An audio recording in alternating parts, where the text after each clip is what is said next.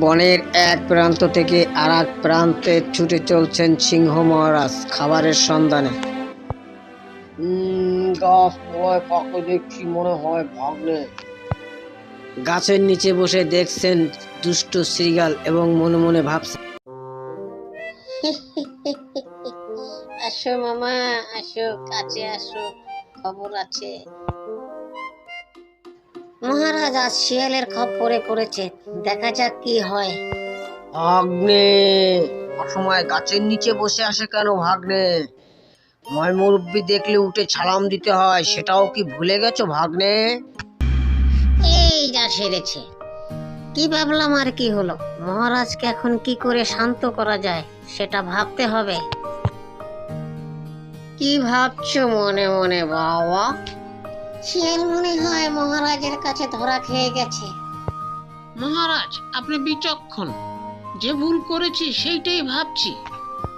না মহারাজ, ভুলি নাই যে মুরব্বীদেরকে উঠে পড়ে সালাম দিতে হয়, কিন্তু কি করে দেব বলেন মহারাজ মামা? মহারাজকে কিভাবে বোকা বানাচ্ছে? কেন বাবা, তুমি কি কোনো মানত করেছো নাকি বাবা? 3 দিন ধরে কিছু খাইনি। কি বললে তুমি? এই যা সেরেছে, নগদে মিথ্যা কথা বললো কি করে শিয়াল ভাগ্নে? হাসি আসছে শিয়াল মামার কথা শুনে। রাজা মশাই কি কিভাবে বোকা বানায়? শিয়াল মামা পিঁপড়ে আসছে, আরো মজা হবে। মহারাজ মামা, আজ 3 দিন ধরে অনাহারে আছি, গায়ে এক ফোঁটাও শক্তি নেই। কি করে উঠে দাঁড়াবো বলো মামা? আমার কথা বলতেও কষ্ট হচ্ছে। আহার দিবেন তিনি, সৃষ্টি করছেন যিনি। আহার দিবেন তিনি, সৃষ্টি করছেন যিনি। আমি কি ভুল দেখছি? না, ঠিকই দেখছি। মামা ভাগ্নে সিংহ মহারাজ গান আমাকে খাইয়ে দেবে রে আজকে। ডাকার আগে মহারাজের কাছে গিয়ে সালাম পেশ করি। সালাম মহারাজ, আপনার শরীরটা ভালো আছে তো? এই যে কমান ভাগ্নে, আপনি ভালো আছেন তো?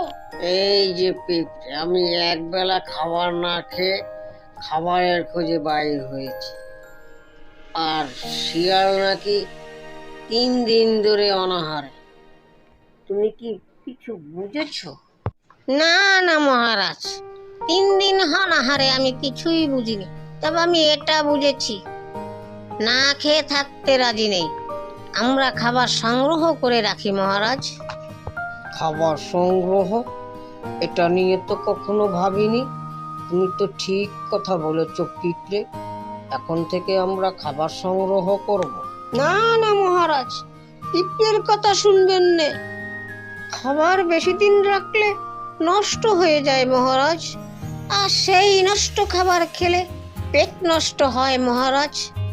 আমাদের আমাদের প্রতিদিন তরতাজা খাবার খাওয়ার অভ্যেস। ওই বাসি খাবার আমাদের পেটে সবে না। আপনি পিঁপড়ের কথা শুনবেন না মহারাজ। এটাও তো ঠিক বলেছো ভাগ্নে, তাহলে উপায় একটা বলো ভাগ্নে। তখন শিয়াল মনে মনে ভাবে, এই সুযোগটাই এখন কাজে লাগাতে হবে। মহারাজ মামা, আপনি তো একটা বোকা রাজা।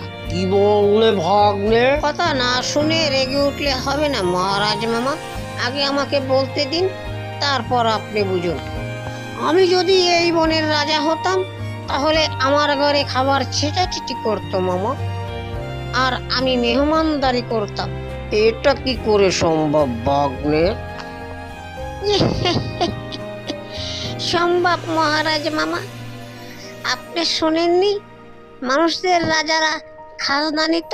আপনি খাজনা চাবেন না, খাজনার পরিবর্তে সবাই আপনাকে খাবার দিয়ে যাবে, আর আপনি সেই খাবার মনের সুখে খাবেন, আর আমাদেরকে ডেকে একটু মেহমানগিরি করবেন।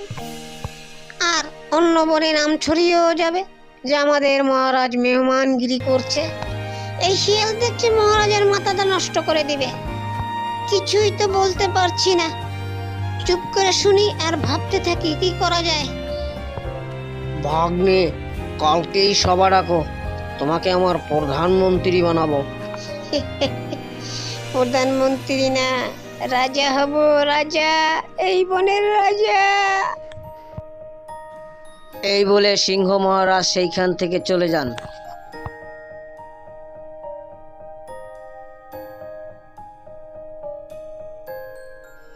যেভাবেই হোক শিয়ালের চক্রান্তকে আমার থামাতে হবে, না হলে বনের কোনো প্রাণী থাকবে না একদিন।